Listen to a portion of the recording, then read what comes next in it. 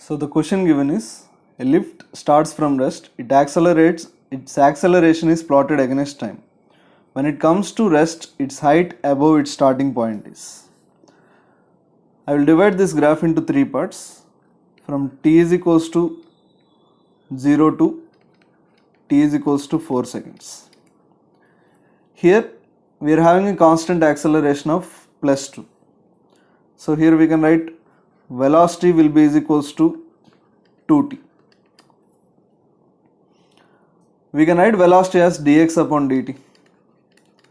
This will be is equals to 2t. So here I am taking it as dx1 in the first time interval 0 to 4. So here integral dx1 will be is equals to integral 2t dt and the time interval will be from 0 to 4. So here x1 will be is equals to t square from 0 to 4, which will be is equal to 16 meters. So the distance traveled in the first time interval 0 to 4 is 16 meters. Now from t is equals to 4 to t is equals to 8. In this time interval we can see acceleration is 0, means the body will be moving with constant velocity.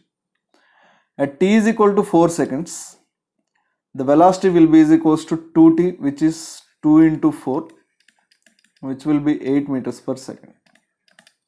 So in this time interval the distance traveled will be is equals to vt, v is 8 and time interval is 8 minus 4 seconds. This will be is equals to 32 meters. Next the final time interval from t is equals to 8 to t is equals to 12. Here we can write velocity at any time will be is equals to initial velocity, which will be 8 meters plus at. Acceleration here is minus 2. So this will be minus 2t. Or if you want the displacement, directly go for s is equals to ut plus half at square. I will take this as x3. This will be is equals to initial velocity is 8. Time of travel is for 4 seconds plus half into acceleration minus 2 into 4 square.